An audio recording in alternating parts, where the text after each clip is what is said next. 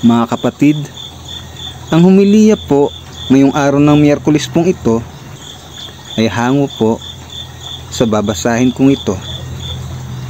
Marcos, Kapitulo 10, versikulo 32 hanggang 45. Ang ikatlong pagbanggit tungkol sa kamatayan at muling pagkabuhay ni Jesus.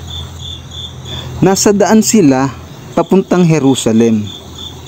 Nauuna sa kanila si Jesus. Nangangamba ang mga alagad at natatakot naman ang mga taong sumusunod sa kanya. Muling ibinukod ni Jesus ang 12 at sinabi sa kanila ang mangyayari sa kanya. Sabi niya, "Papunta tayo ngayon sa Jerusalem kung saan ang anak ng tao'y ipagkakanulo sa mga punong pari at sa mga tagapagturo ng kautusan. Siya hahatulan nila ng kamatayan at ibibigay sa mga hintil. Siya ay kanilang hahamakin, duduraan, hahagupitin at papatayin. Ngunit pagkaraan ng 3 araw, siya ay muling mabubuhay." Ang pagiging dakila. Lumapit kay Jesus ang mga anak ni Zebedeo na sina Santiago at Juan. Sinabi nila, "Guro, may hihilingin po sana kami sa inyo." "Ano ang maipaglilingkod ko sa inyo?" tanong ni Jesus.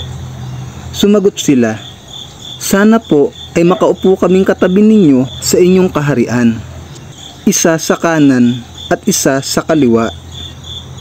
Ngunit sabi ni Jesus sa kanila, "Hindi ninyo nalalaman ang inyong hinihingi. Maiinuman ba ninyo ang kopa na aking iinuman? Makakaya ba ninyo ang bautismong ibabautismo sa akin?" "Opo," tugon nila. Sinabi ni Jesus, "Ang kopang aking iinuman ay iinuman nga ninyo, at babautismuhan nga kayo sa bautismong tatanggapin ko. Ngunit hindi ako ang magpapasya kung sino ang mauupo sa aking kanan at sa aking kaliwa. Ang mga karangalang iyan ay para sa mga pinaglaanan." Nang malaman ito ng 10 alagad, nagalit sila sa magkapatid. Kaya't pinalapit sila ni Jesus at sinabi, "Alam ninyo na ang mga itinuturing na pinuno ng mga hintil ang siyang namumuno sa kanila, at ang mga dinadakila ang siyang nasusunod. Ngunit hindi ganyan ang dapat umiral sa inyo. Sa halip, ang sino man sa inyo na nais maging dakila ay dapat maging lingkod ninyo.